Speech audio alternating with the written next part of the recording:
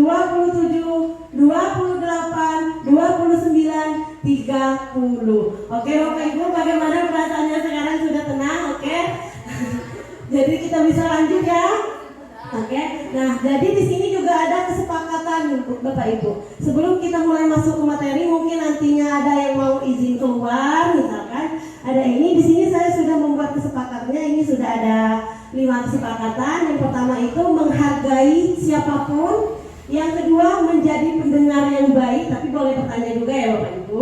Yang ketiga berpakaian rapi dan sopan. Yang keempat izin saat hendak keluar ruangan. Yang kelima boleh makan minum dengan tenang. Kira-kira ada yang ingin melanjutkan kesepakatan ini, apalagi yang harus ditambahkan Bapak Ibu? Cukup?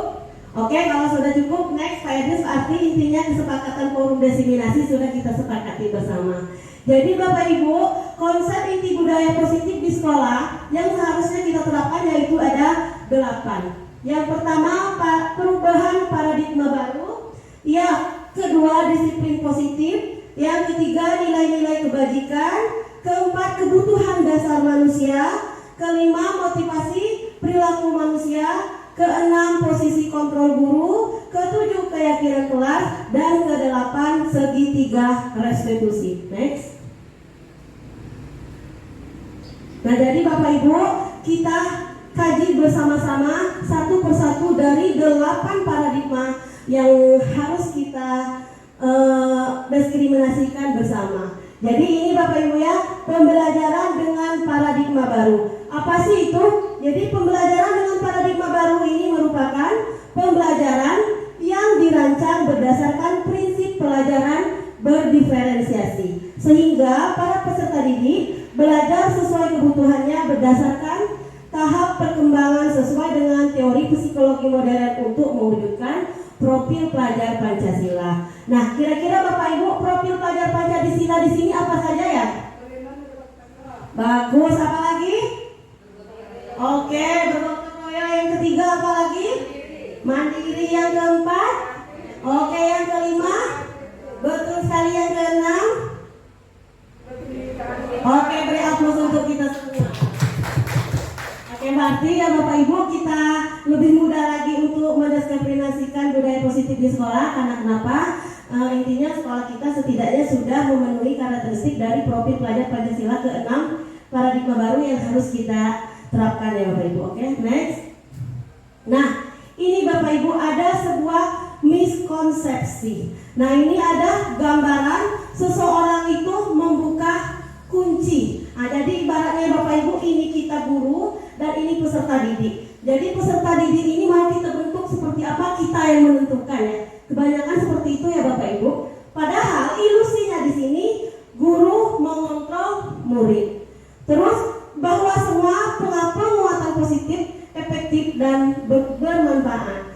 Kemudian ilusinya mengatakan bahwa kritik dan membuat rasa bersalah mampu menguatkan karakter.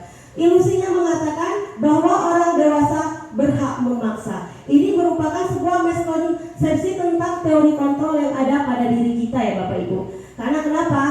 Kebanyakan kita menerapkan teori kontrol ini, kita menuntut peserta didik kita harus seperti ini tanpa kita sadari apa yang harus kita lakukan dan apa yang menjadi kekurangan kita sehingga kita dapat mengontrol murid tanpa harus mengandalkan dia. Nah, intinya kita bisa berjalan mengikuti sesuai kemampuannya dan menerapkan budaya positif sesuai dengan yang mereka inginkan. Oke, next.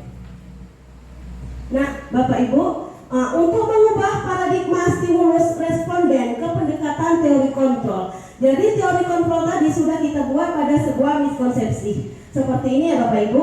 Dan sedangkan stimulus responnya ya seperti ini. Jadi stimulus respon ini mengatakan kita mencoba mengubah orang agar berpandangan sama dengan kita.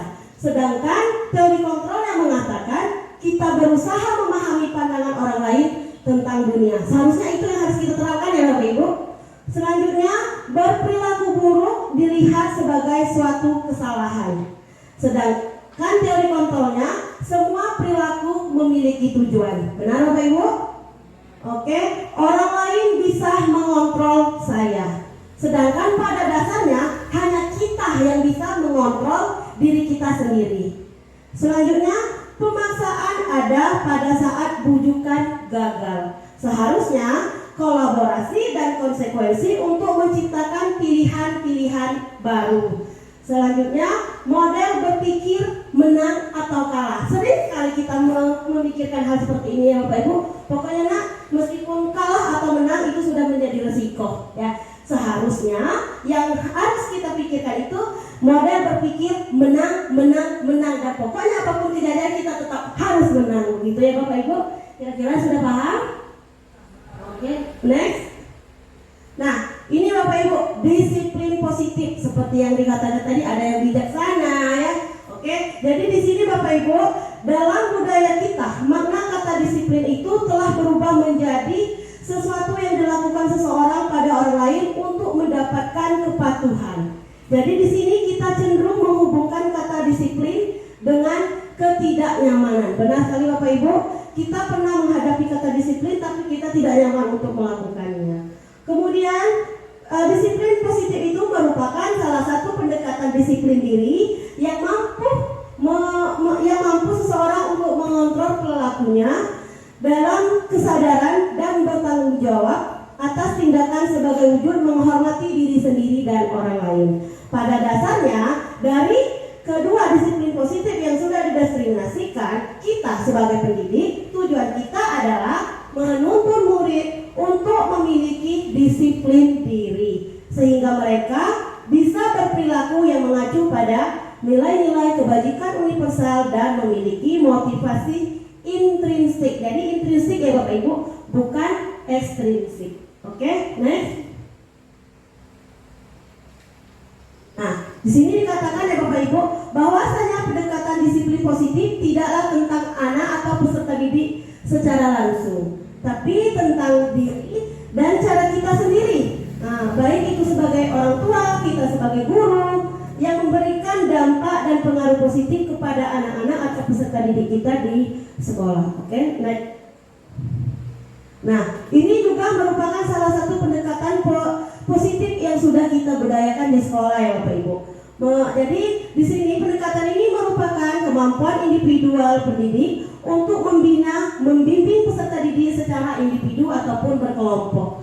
Kemudian pendekatan secara individu atau kelompok ini juga dapat mendapatkan dukungan kebijakan sekolah dan peran serta pemangku kepentingan sekolah. Jadi benar sekali Bapak Ibu, untuk menumbuhkan kemampuan dalam membina peserta didik, kita harus mendapatkan kebijakan dan dukungan dari sekolah, seperti yang sudah kita rasakan saat ini ya Bapak Ibu. Oke, next. Nah, ini nilai-nilai kebajikan universal. Jadi nilai kebajikan universal di sini ya Bapak Ibu merupakan sifat-sifat positif manusia yang merupakan tujuan mulia yang ingin dicapai oleh setiap individu. Nilai-nilai yang kita sepakati bersama, biasanya nilai-nilai kebajikan yang kita terapkan di sekolah ya, ada mulai dari lintas bahasa, dari suku maupun dari latar belakang. Ini sudah banyak sekali kita temui di sekolah ya Bapak Ibu. Ada yang dari suku Serawai, ada yang dari suku Rejang. Jadi di sekolah kita sudah mencampur berbaur, dan sehingga di sini kita memiliki nilai-nilai yang harus kita sepakati bersama, yaitu kebajikan universal. Contoh profil pelajar Pancasila yang seperti kita sampaikan tadi Bapak Ibu ya, ada 6: beriman dan bertakwa kepada Tuhan Yang Maha Esa, mandiri, bernalar kritis, berkebinekaan global, bergotong royong, dan kreatif. Jadi 6 pilar profil pelajar Pancasila ini insya Allah sudah mulai kita terapkan dan kita budayakan di SLB Negeri 1 Seluma. Oke, next. Nah, kebutuhan dasar manusia. Sampai di sini Bapak Ibu, kebutuhan dasar itu merupakan segala sesuatu yang kita lakukan untuk mendapatkan apa yang kita inginkan. Seluruh tindakan yang kita lakukan memiliki tujuan tertentu, dan semua usaha terbaik yang kita lakukan adalah dalam rangka pemenuhan kebutuhan dasar kita yang dapat dipenuhi dengan baik. Oke, next. Nah, ini Bapak Ibu, 5 kebutuhan dasar manusia, 5 kebutuhan diri kita ya Bapak Ibu ya. Apa saja yang pertama? Oke, kebutuhan untuk bertahan hidup ini pasti ya Bapak Ibu. Kebutuhan yang kedua? Oke, kebutuhan untuk merasa diterima. Kebutuhan yang ketiga, kebutuhan akan kebebasan. Jadi kita di sini memang sama-sama membutuhkan kebebasan ya Bapak Ibu. Yang selanjutnya, oke, kebutuhan akan kesenangan. Yang kelima, kebutuhan akan penguasaan. Jadi kelima kebutuhan dasar inilah yang menjadi dasar kita sebagai manusia untuk memenuhi kebutuhan kita secara finansial. Oke, next. Nah, ini Bapak Ibu, motivasi perilaku manusia. Nah, ini menurut Dian Pearson, beliau menyatakan ada 3 motivasi perilaku manusia. Yang pertama, menghindari ketidaknyamanan atau hukuman. Yang kedua, untuk mendapatkan imbalan atau penghargaan dari orang lain. Yang ketiga, untuk menjadi orang yang mereka inginkan dan menghargai diri sendiri dengan nilai yang mereka percaya. Oke, next. Nah, jadi Bapak Ibu, dari ketiga poin ini tadi ada kesatuan yang harus kita ketahui. Apa sih untuk menghindari ketidaknyamanan atau hukuman yang harus kita lakukan? Yang pertama, tingkat terendah dari motivasi perilaku manusia. Apa yang akan terjadi jika saya tidak melaksanakan hal itu? Hal ini sudah menjadi tertanam di dalam diri kita ya Bapak Ibu. Kemudian bagaimana sih menghindari permasalahan yang muncul dan berpengaruh pada fisik, psikis, atau terpenuhinya kebutuhan mereka? Tentunya bersifat eksternal. Oke, next. Kebutuhan yang kedua itu mendapatkan imbalan atau penghargaan dari orang lain. Karena kenapa ya Bapak Ibu? Manusia di sini berperilaku untuk mendapatkan imbalan atau penghargaan orang lain. Banyak sekali yang kita temui di sini ya Bapak Ibu. Mungkin dari kita sendiri juga merasakan, mungkin ada dari rekan-rekan yang lain juga merasakan. Dan apa yang akan saya dapatkan jika saya melakukan hal ini? Nah, itu seharusnya yang harus kita ketahui Bapak Ibu. Kemudian kita menganggap bahwa pujian orang lain ini penting untuk meningkatkan kualitas kita. Kemudian juga tentunya bersifat eksternal. Oke, next. Untuk yang ketiga, ini Bapak Ibu, untuk menjadi apa yang mereka inginkan sesuai dengan nilai-nilai yang diyakini. Yang pertama, kita melakukannya sesuai karena nilai-nilai yang mereka hargai dan mereka yakini. Dan kemudian kita beretikat akan menjadikan orang seperti apa jika saya melakukannya. Kemudian motivasi yang membuat seseorang untuk memiliki disiplin positif itu motivasi seperti apa? Itu harus kita tanamkan di dalam diri ya Bapak Ibu. Dan tentunya bersifat internal. Oke, next. Selanjutnya, hukuman, konsekuensi, dan restitusi. Pada kali ini kita akan kupas apa sih itu hukuman, apa sih itu konsekuensi, dan apa itu restitusi. Oke, next. Nah, hukuman. Nah, jadi di sini ya Bapak Ibu, kita sebagai guru perlu meninjau ulang tindakan atau penegakan peraturan atau keyakinan kelas yang ada di sekolah kita. Selama ini, tindakan terhadap sesuatu pelanggaran itu biasanya berbentuk hukuman ya. Hukuman atau konsekuensi, belum berupa disiplin positif atau restitusi pemecahan masalahnya seperti apa. Oke, dan disiplin ini merupakan identitas sukses. Nah, hukuman merupakan identitas gagal. Disiplin positif itu sendiri terbagi menjadi 2, yaitu disiplin dalam bentuk konsekuensi dan disiplin dalam bentuk restitusi. Nah, jadi Bapak Ibu, dari kedua kata disiplin restitusi dan disiplin konsekuensi tentunya sama-sama harus kita terapkan di sekolah. Oke, next. Nah, ini ya Bapak Ibu, ada yang saya katakan tadi, identitas sukses ke identitas gagal ke identitas sukses. Identitas gagalnya seperti apa? Ini berupa hukuman ya. Sedangkan identitas suksesnya kita melakukan disiplin, yaitu berupa konsekuensi dan restitusi. Jadi ini contohnya ada ya Bapak Ibu. Nah, ini merupakan sebuah identitas gagal, hukuman, di mana murid atau anak belajar menyembunyikan kesalahan. Jadi anak-anak itu ibaratnya membuat rasa bersalah tapi mereka tidak menyampaikan dan kita juga mengabaikan. Kemudian mencoba mengontrol anak dengan penguatan negatif. Misal kita membayar impas kesalahannya, kamu sudah melakukan hal seperti itu. Sekarang kita impas, kamu juga gak akan melakukannya lagi. Benar sekali Bapak Ibu, itu yang sering kita terapkan ya. Kemudian dampak pada murid, kita sering membuat mereka marah, merasa bersalah, rendah diri dan mengaitkannya dengan diri. Tiba-tiba tidak diharapkan sangat yang mereka lakukan sehingga tanpa sadar mereka saling memukul. Pernah kejadian kepada murid-murid kita seperti itu ya Bapak Ibu. Dan selanjutnya bisa dibuat berpura-pura. Kita guru tahu dia bermasalah tapi kita pura-pura tidak tahu. Oke. Kemudian hukumannya apa? Mereka menyakiti guru, menjalani konsekuensi dengan menyalahkan, mengkritik atau menyindir dan merendahkan murid. Banyak sekali Bapak Ibu yang sudah kita lakukan kepada murid kita. Kita sering merasakan mereka, mengkritik mereka apa yang sudah salah di diri mereka, namun kita anggap pembenaran untuk diri kita. Yang seharusnya kita lakukan ya Bapak Ibu, sebagai konsekuensi dari menyembunyikan kesalahan yang telah murid lakukan, konsekuensinya mungkin kita mengajak murid-murid untuk belajar mentaati peraturan. Kemudian restitusinya, murid-murid atau anak belajar memecahkan masalah. Jadi kita yang membimbing di sini ya Bapak Ibu. Oke, untuk yang kedua tadi kita mencoba mengontrol anak dengan penguatan negatif seperti membayar impas tadi ya. Sedangkan konsekuensi yang seharusnya kita lakukan mencoba mengontrol anak dengan penguatan positif. Restitusi yang kita lakukan, anak paham bahwa dirinya sendiri yang pegang kendali kontrol. Jadi kita memupuk rasa kepercayaan dari anak didik kita. Kemudian hukuman yang biasanya kita lakukan pada identitas gagal ini, dampak pada murid itu biasa berupa merasa bersalah, marah-marah, rendah diri, dan mengasingkan diri sendiri. Tiba-tiba tidak diharapkan akan mereka lakukan saling memukul, saling berkelahi tanpa kesadaran yang kita lakukan.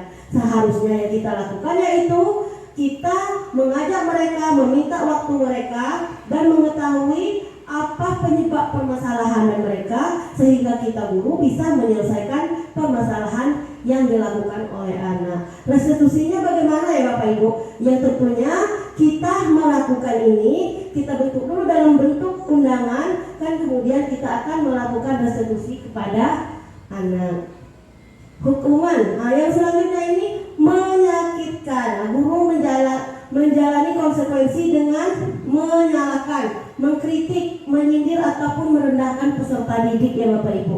Konsekuensinya bagaimana? Seharusnya kita sebagai guru membantu serta menyetarakan peraturan, melakukan peringatan dan menerapkan konsekuensi yang ada di sekolah. Restitusinya seperti apa? Kita sebagai guru menguatkan dan guru lain juga menyebutkan keyakinan kelas dan membimbing kerangka aktual berpikir restitusi pada murid. Jadi sesuai dengan keyakinan kelas yang harus kita tetapkan seperti apa. Begitu ya Bapak Ibu, paham?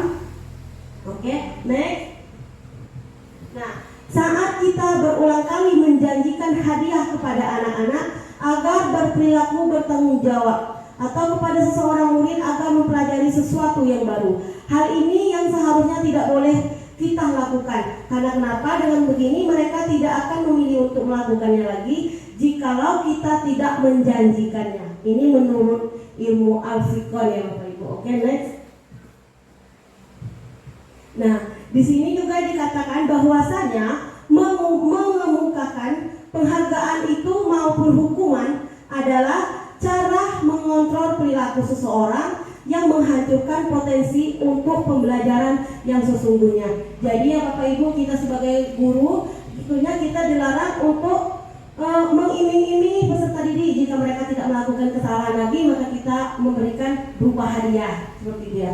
Jadi nggak boleh ya Bapak Ibu, kita cari tahu alasannya kenapa, mungkin nanti akan dikupas tuntas dari materi ini. Oke, next. Kira-kira sampai di sini ada yang ingin ditanyakan Bapak Ibu? Oke, lanjut ya. Nah, ini ada 5 posisi kontrol. Jadi kelima posisi ini apa saja? Yang pertama yaitu penghukuman, yang kedua membuat rasa bersalah, yang ketiga sebagai teman, yang keempat sebagai pemantau, dan yang kelima sebagai manajer. Kira-kira Bapak Ibu, dari kelima posisi kontrol ini, posisi yang mana yang lebih afdol kepada diri kita sekarang? Oke, Bu Redi sebagai penghukum ya. Oke, ada lagi? Sebagai manajer, bagus sekali Bu Sutri sudah menerapkan posisi kontrol sebagai manajer seorang guru. Oke, kepada siapa lagi Bu? Oke, kepada teman. Jadi memang seharusnya kita benar-benar itu kita menjadikan mereka itu sebagai teman supaya lebih memudahkan untuk pembelajaran. Oke, jadi kita akan ketahui apa sih 5 posisi kontrol yang harus kita tahu dan yang harus kita terapkan di sekolah kita itu apa. Oke, next. Nah, ini Bapak Ibu yang pertama tadi sebagai penghukum. Ada sedikit cerita. Jadi di sini seorang penghukum bisa menggunakan hukuman fisik maupun verbal. Orang-orang yang menjalankan posisi penghukum senantiasa mengatakan bahwa sekolah memerlukan sistem atau alat yang lebih menekankan murid. Lebih dalam lagi, guru-guru yang menerapkan posisi penghukum akan berkata, patuhi aturan saya atau awas kamu. Benar?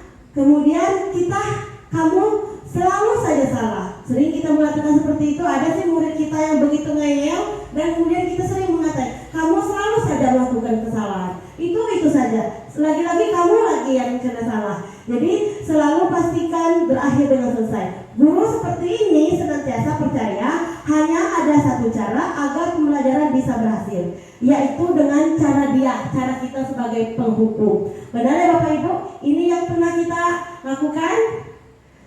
Oke, next. Nah, kira-kira akibat dari hukuman dan akibat dari yang kita sampaikan tadi ya Bapak Ibu, dengan nada yang tinggi, nada yang bergetar itu salah satunya akan membuat keterlambatan pada murid. Mereka akan menjadi takut. Misal di penghukuman ini kita lakukan, kamu terlambat lagi, kamu lagi yang sering datang terlambat ya. Lagi-lagi setiap ada masalah kamu lagi yang selalu melakukan permasalahan. Kira-kira kalau kita melakukan hal seperti itu, apa sih hasilnya? Oke, hasilnya Bapak Ibu, mungkin murid marah dan mendendam kepada kita. Benar Bapak Ibu? Ibu itu tadi itu nia ngomongnya misalnya itu kan. Jadi mereka akan mengenal kita sebagai guru penghukum. Karena kenapa? Kita sering mengkritik mereka dengan hal-hal dan nada-nada tinggi yang bisa mereka ingat sampai nanti mereka tamat. Kira-kira hal sebagai penghukum kita sebagai guru boleh tidak untuk dilakukan Bapak Ibu? Oke, tidak ya? Oke, next.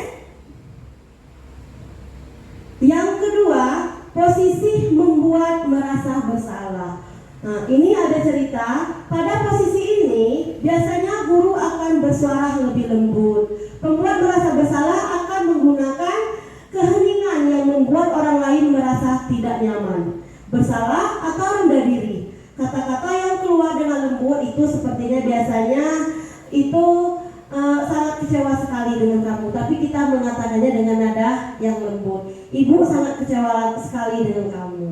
Kemudian Bapak Ibu juga mungkin sering mengetahui bagaimana kalau orang tua kamu tidak tahu kamu berbuat seperti ini. Kita sering tidak mengatakan itu kepada murid. Nanti kalau kamu terus melakukan hal seperti ini, bagaimana kalau orang tua kamu tahu apa yang kamu lakukan di sekolah? Pernah kita mengatakan hal seperti itu ya Bapak Ibu? Nah, pada proses ini murid ini akan memiliki penilaian diri yang buruk tentang diri mereka. Jadi murid merasa tidak berharga dan telah mengecewakan orang-orang yang mereka percayai, baik itu gurunya maupun orang tuanya. Ini untuk posisi membuat merasa bersalah. Oke, next. Nah, ini pembuat merasa bersalah ini biasanya tadi ya Bapak Ibu kita lakukan dengan nada lembut dan kemudian kita akan mengatakan bagaimana kalau perasaan kamu jika hal itu kamu lakukan sama dengan orang lain. Bagaimana perasaan ibu guru atau perasaan orang tua kamu jika dia tahu perilaku kamu seperti ini. Oke? Hasilnya bagaimana Bapak Ibu kalau kita menerapkan posisi pembuat rasa bersalah ini di sekolah? Jadi di sini mungkin murid akan merasa bersalah sampai terngiang-ngiang, mungkin sampai termimpi-mimpi. Oh iya ya, saya sudah membuat rasa bersalah, saya sudah mengecewakan Bapak Ibu guru saya juga sudah mengecewakan orang tua saya. Hal ini kira-kira untuk kedepannya murid kita dengan melakukan perbuatan merasa bersalah ini tertekan tidak jika mereka ingin melanjutkan pembelajaran? Ya, tentunya untuk pembuatan merasa bersalah ini saya rasa agak kurang efisien jika kita terapkan di sekolah ya Bapak Ibu. Oke, next.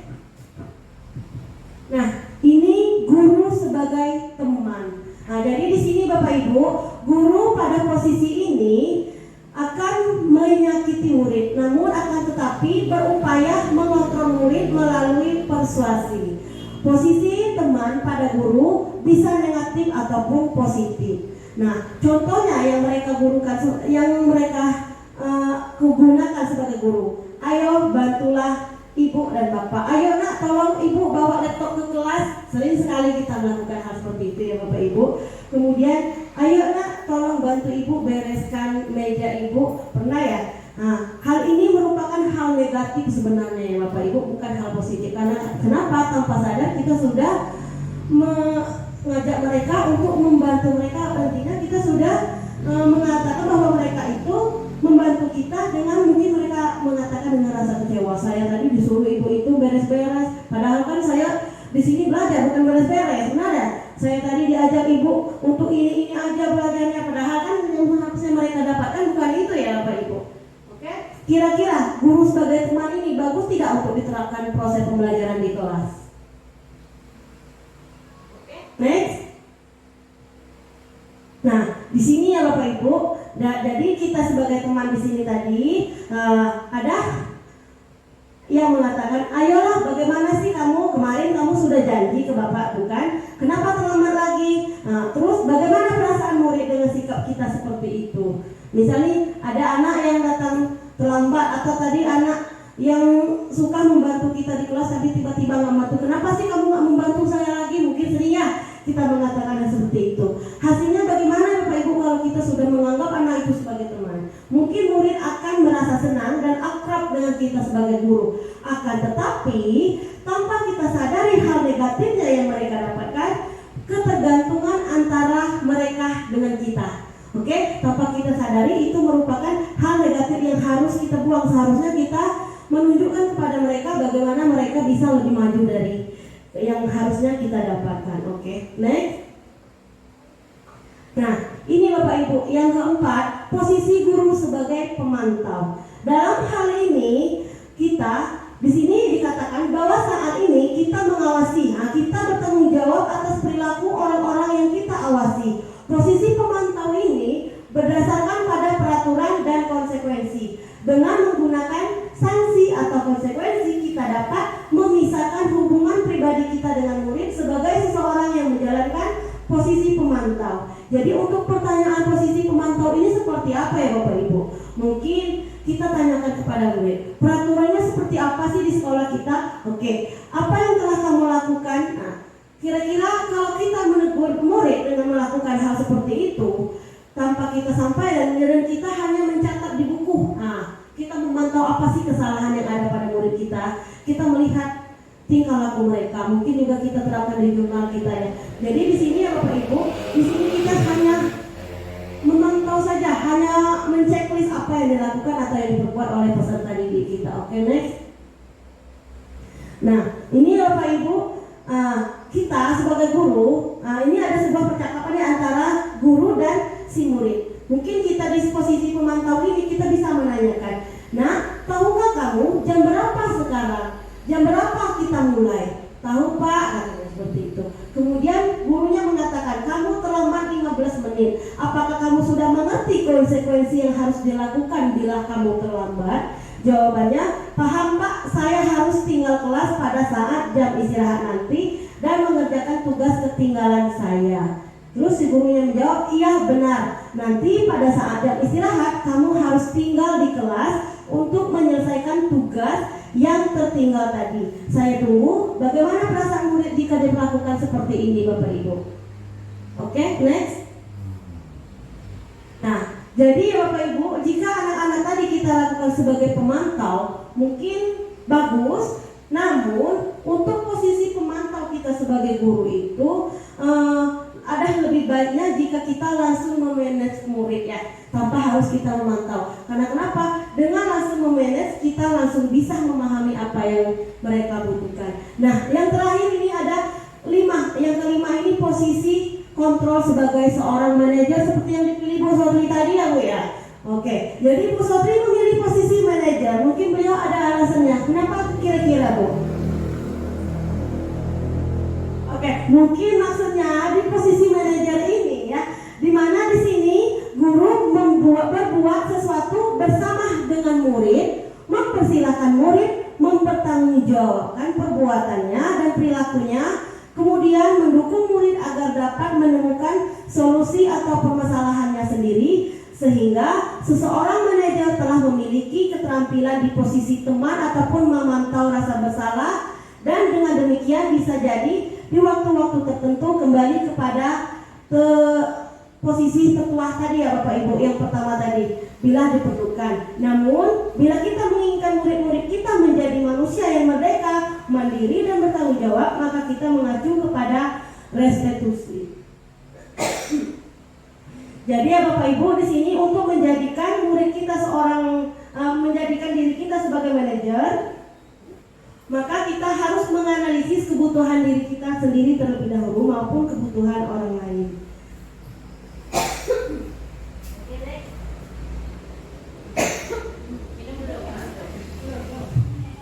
Oke, jadi ya Bapak Ibu, apa yang kita yakini dari posisi manajer ini? Mungkin kita ketahui jika kita menanyakan apakah kamu bersedia memperbaiki kesalahan yang telah kamu lakukan? Apakah kamu bersedia datang tepat waktu? Jika itu merupakan sebuah peraturan sekolah. Dan tugas kita sebagai seorang manajer bukan hanya untuk mengatur perilaku seseorang saja, namun di sini kita membimbing murid untuk dapat mengatur dirinya. Sehingga sebagai seorang manajer biasanya kita memisahkan antara murid dan kelompok, tetapi mengembalikan murid tersebut ke kelompoknya dengan lebih baik dan lebih kuat lagi. Jadi Bapak Ibu, dari kelima posisi kontrol ini, peran yang sangat berpengaruh kepada kita sebagai seorang guru itu posisi kontrol yang kelima, yaitu sebagai seorang manajer. Oke, dari kelima posisi kontrol ini ada yang ingin ditanyakan Bapak Ibu? Oke, kalau begitu bisa kita lanjut ya. Next, Pak Idris. Nah, materi yang selanjutnya yaitu keyakinan kelas. Pada hal ini keyakinan kelas, mengapa sih tidak peraturan saja? Pertanyaannya kan, mengapa harus keyakinan kelas? Kira-kira ada yang mau menjawab tidak untuk keyakinan kelas ini seperti apa? Kenapa harus keyakinan saja? Kenapa tidak peraturan saja? Seperti itu. Ada yang ingin menyampaikan? Oke, Bu Arona.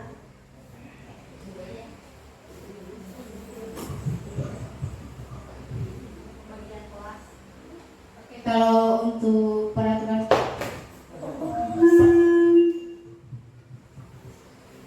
kelas ini dia lebih ke alat untuk mengatur perilaku, yang dimana peserta didik ini diharapkan menjadi lebih baik. Sedangkan untuk keyakinan kelas, dia itu sebuah pernyataan-pernyataan yang bersifat universal yang dibuat dalam bentuk kalimat positif. Contohnya datang tepat waktu dan menaati peraturan. Oke, beri aplaus untuk Ibu Arona. Nah, jadi Bapak Ibu ya, kenapa harus keyakinan kelas? Kenapa tidak peraturan saja ya Bapak Ibu? Nah, jadi di sini ya Bapak Ibu, untuk pengaturan kelas mungkin lebih dekatnya ke contohnya dilarang datang terlambat, ya, atau dilarang bolos. Kira-kira itu merupakan peraturan atau keyakinan Bapak Ibu? Dilarang datang terlambat, peraturan ya. Nah, jadi bentuk keyakinannya seperti apa kalimat lebih positifnya? Oke, betul sekali seperti yang Ibu Arona sampaikan tadi ya, datang tepat waktu. Itu kalimat yang lebih positif. Oke, ada lagi di peraturan dilarang bolos mungkin ya, atau dilarang makan di dalam kelas. Oke, untuk positifnya tidak boleh keluar kelas. Itu masih kalimat keyakinannya Bapak Ibu ya. Kalimat positifnya. Mungkin untuk peraturan saja ini berupa teguran gitu ya, sapaan. Untuk kalimat positifnya lebih mengkerucut ke arah yang positif. Misalnya tadi dilarang datang terlambat, kalimat keyakinannya datang tepat waktu. Oke, sampai di sini paham Bapak Ibu? Oke, next. Nah, ini Bapak Ibu perhatikan pertanyaan berikut. Mengapa kita memilih peraturan 3M, menggunakan masker, mencuci tangan, dan menjaga jarak pada saat COVID-19?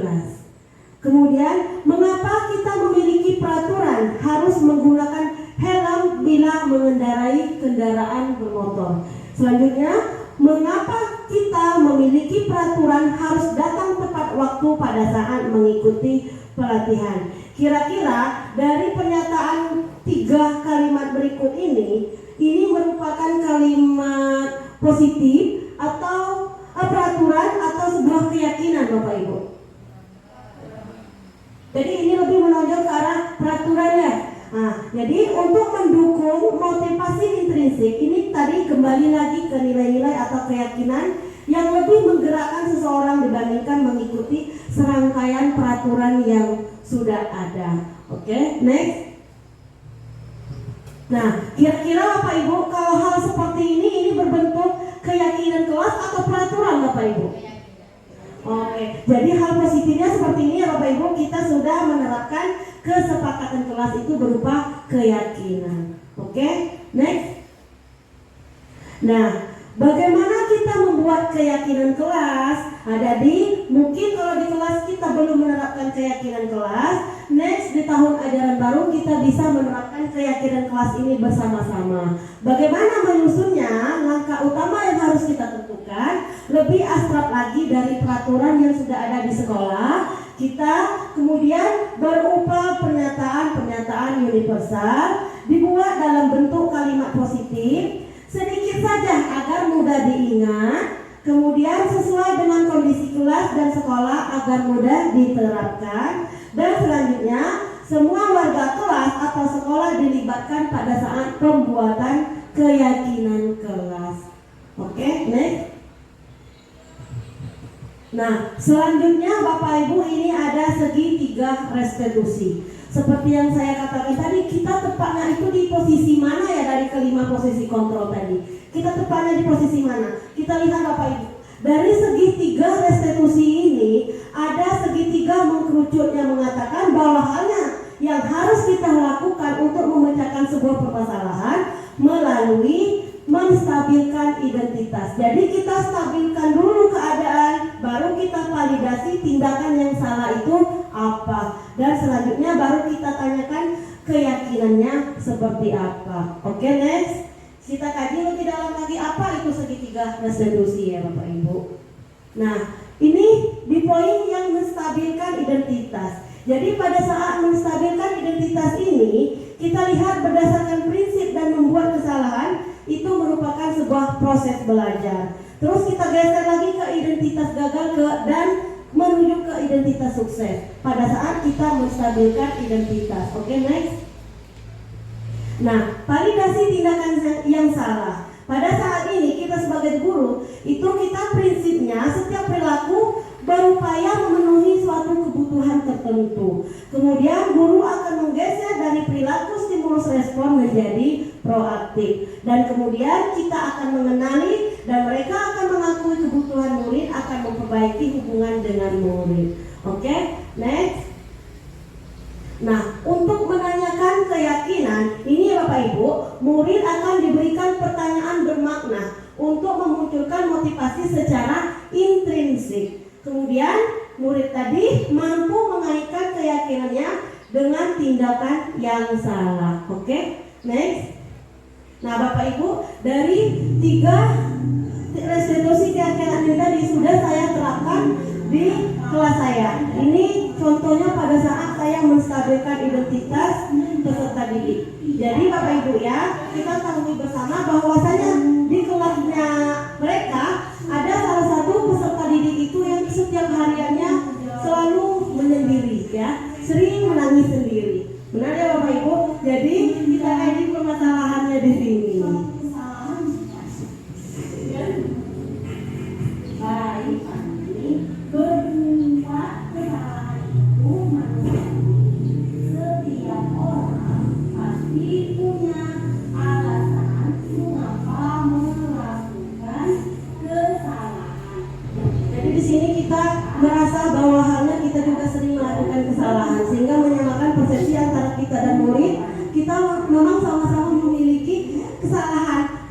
kita melakukan hal seperti itu, mungkin kita akan melakukan hal yang sama mungkin ya. Mungkin kita sudah sering mengajak muridnya untuk bergabung, tapi masih saja kira-kira kalau kita di posisinya si murid mungkin melakukan hal yang sama, ya sudah kita tinggalkan saja, benar nggak Bapak Ibu? Dan kemudian baru kita validasi tindakan yang salah. Kita mulai menanyakan alasan kamu menjauhi teman kamu kenapa gitu.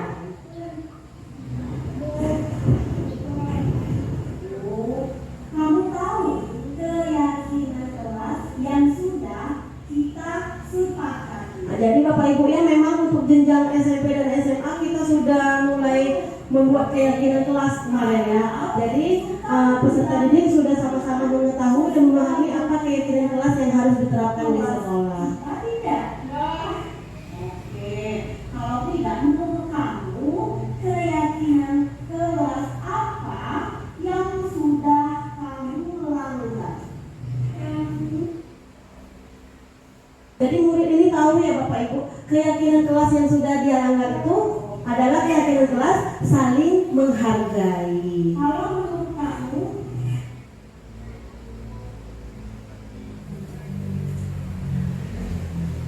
saling menghargai itu penting tidak untuk.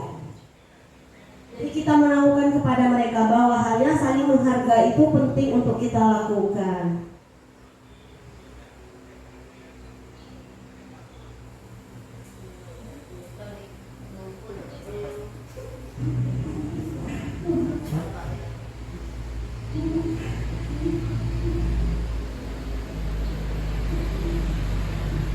Jadi dia sadar ya bahwa Bapak Ibu bahwasanya dia akan mencoba untuk mulai saling menghargai, dan dia meyakini bahwa yang dia lakukan itu adalah salah.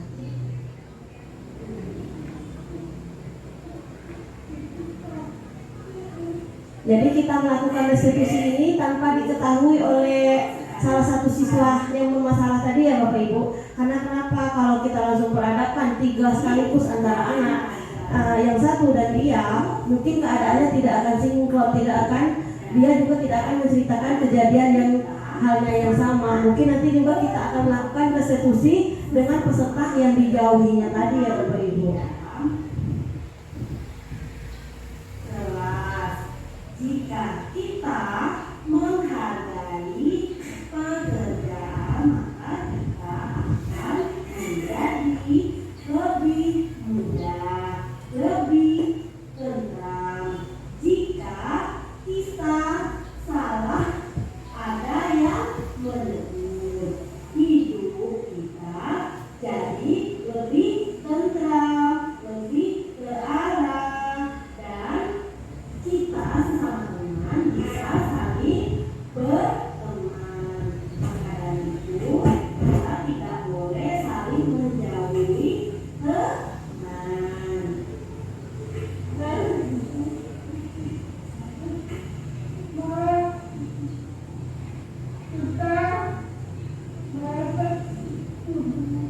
Oke, iya nak, sikap Ya Bapak Ibu, dia sudah mulai mengetahui kesalahan dia, dan dia insya Allah akan mengubah perilakunya katanya, dan dia akan meminta maaf kepada temannya dan akan mulai membicarakan apa yang menjadi pokok permasalahan sehingga dia menjauhi temannya.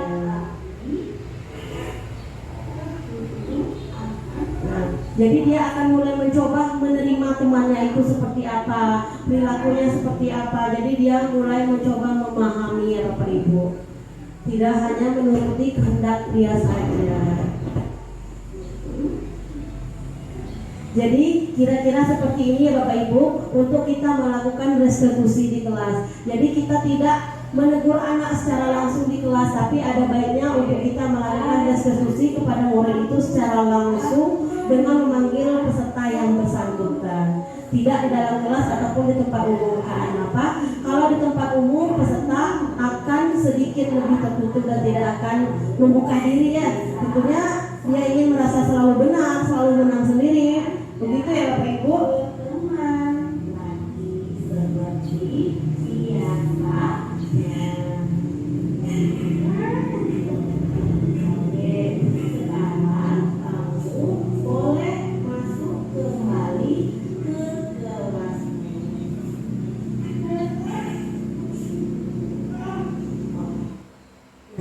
Jadi itulah tadi bentuk video restitusinya Bapak Ibu. Oke, next. Nah, dari hasil restitusi yang sudah saya lakukan, kemudian peserta didik menanggapi. Nah, ini salah satu tanggapan dari peserta didik yang sudah saya lakukan restitusi. Jadi Bapak Ibu ya, berhubung sinyal kita agak sedikit emergensi, mungkin gangguan sistem kali ya. Jadi di sini pada tanggapan ini dia mengatakan bahwasanya dia senang untuk diajak berdiskusi. Karena kenapa? Melalui diskusi ini dia akan memecahkan masalahnya dan dia akan melakukan perbaikan dan berteman kembali dengan temannya. Nama saya Fani. Saya kelas 9 tunarungu. Saya senang sekali diajak berdiskusi dengan Ibu Mei. Dengan begitu, saya dan Tia kembali berteman lagi. Saya janji akan mengontrol emosi saya agar saya tidak melakukan tindakan yang salah lagi. Terima kasih. Jadi itu tadi adalah respon peserta didik setelah kita ajak untuk melakukan restitusi ya Bapak Ibu. Jadi ada memang baiknya untuk melakukan restitusi itu kita lakukan kepada murid di tempat yang tertutup itu ya. Dan hanya ada kita dan murid yang bersangkutan yang kita ajak untuk melakukan restitusi dibanding dengan kita melakukan restitusi secara langsung di kelas. Kira-kira Bapak Ibu sampai di sini ada yang ingin ditanyakan? Mungkin ada nih penanya lain. Mereka mengatakan bagaimana Bu kalau kami mau melakukan restitusi pada saat siswa ini berkelahi tapi kita sudah di tempat kejadian, kita sebagai penonton. Kira-kira posisi kita sebagai guru itu apa yang harus kita lakukan Bapak Ibu? Oke, tentunya kita menenangkan murid dulu ya sebelum kita memanggilnya ke ruangan. Untuk lebih afdalnya lagi, jika kita menemui murid seperti itu, ada baiknya kita menenangkan keadaan dulu. Setelah tenang keadaannya, untuk hari ke depan atau berikutnya kita bisa melakukan restitusi dengan murid tersebut. Tapi kita tidak melakukan restitusi pada saat jam berlangsung. Karena kenapa? Pada saat itu amarah kita lagi menggebu ya Bu ya. Oke, jadi kita melakukan restitusi itu pada saat 1 hari atau mungkin 2 hari setelah permasalahan itu terjadi. Oke, next.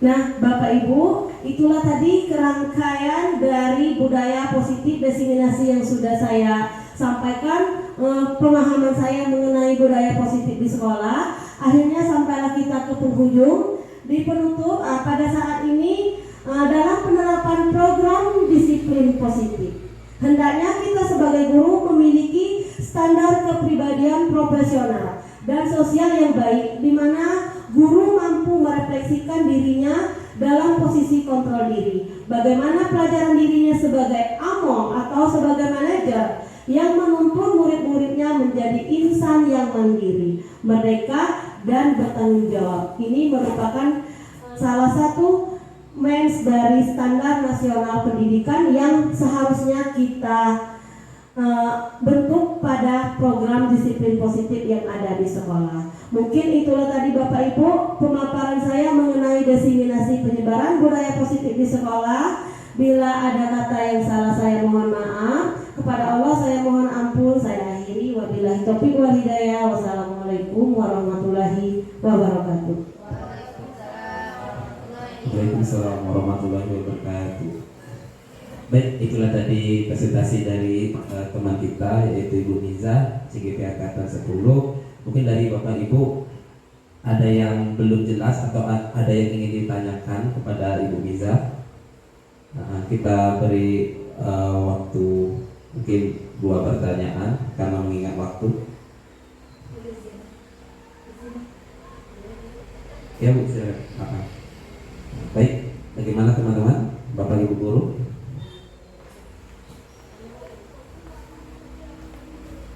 Tadi Ibu Niza tentang telah mempresentasikan bagaimana budaya positif diterapkan di sekolah.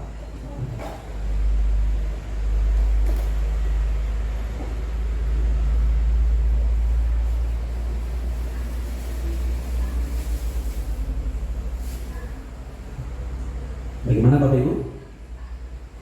Apakah sudah paham semua? Nah, jadi pada kegiatan hari ini Ibu Miza sudah menerapkan.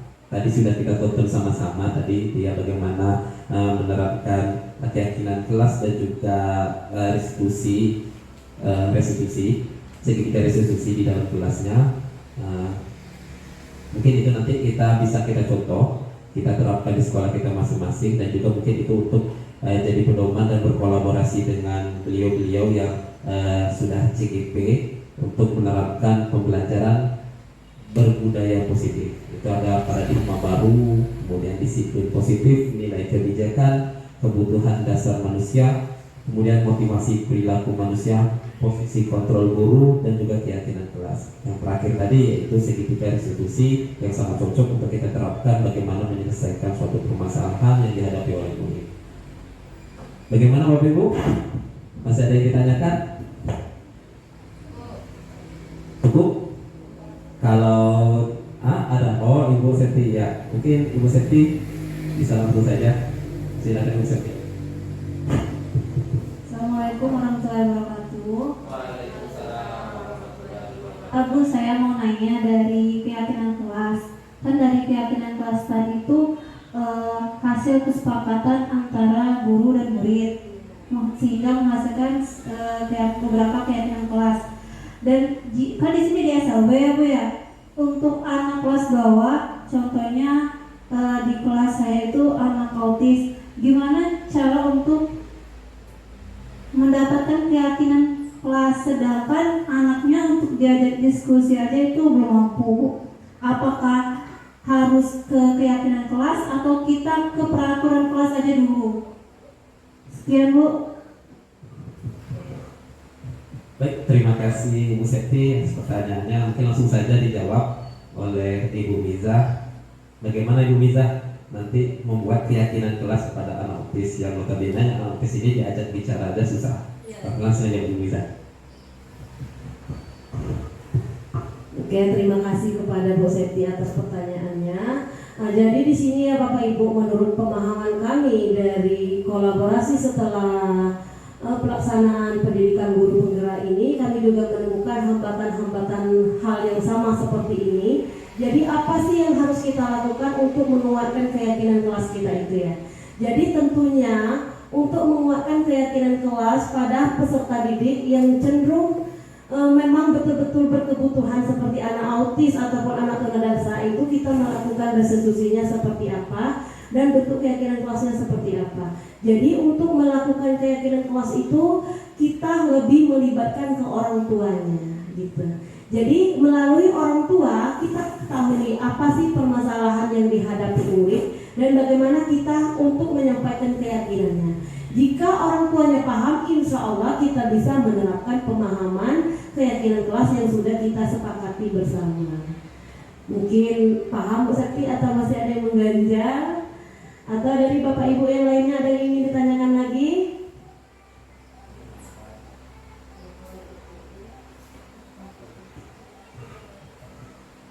Bagaimana Bapak Ibu? Apa ada yang ingin menambahkan atau kurang jelas? Sudah cukup? Sudah cukup Ibu Miza? Bagaimana?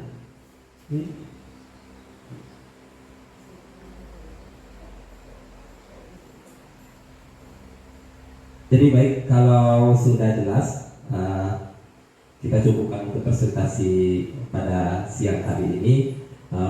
Selanjutnya kita akan ke sesi kesimpulan. Mungkin dari teman-teman bisa ada yang ingin menyimpulkan pembelajaran kita pada siang hari ini.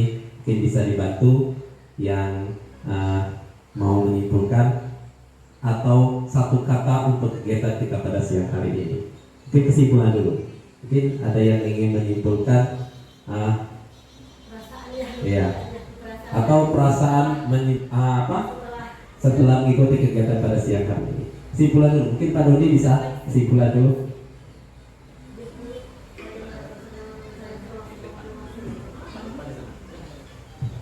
Ibu Neti.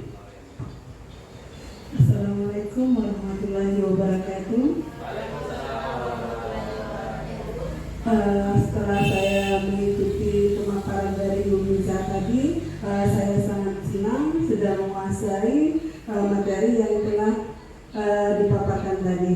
Mungkin itu saja untuk dari saya. Assalamualaikum warahmatullahi wabarakatuh. Beri aplaus dulu untuk Ibu Neti. Terima kasih Ibu Neti atas kesan-kesannya yang senang Ibu Neti. Jadi untuk penutup ini saya akan menyimpulkan sedikit dalam proses penerapan pembelajaran, yaitu program disiplin positif. Hendaknya guru untuk memilih standar kepribadian profesional dan sosial yang baik, di mana guru mampu merefleksi diri dalam posisi kontrol diri. Bagaimana nantinya perjalanan dirinya sebagai amo atau manajer yang menuntut murid-muridnya menjadi insan yang mandiri, merdeka, dan bertanggung jawab. Mungkin nanti kita bisa terapkan sama-sama dan berkolaborasi di SLBN 1 Seluma.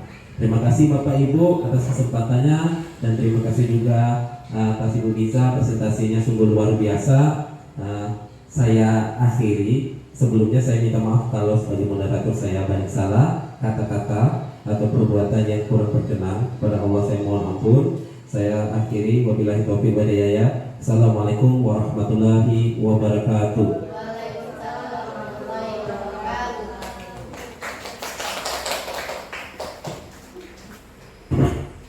Demikian video aksi nyata saya tentang diseminasi penyebaran budaya positif di lingkungan SLB Negeri 1 Seluma. Semoga video ini bermanfaat dan dapat menginspirasi teman-teman semuanya. Akhir kata saya ucapkan, semoga bergerak, lekas tergerak, dan mari menggerakkan. Wassalamualaikum warahmatullahi wabarakatuh.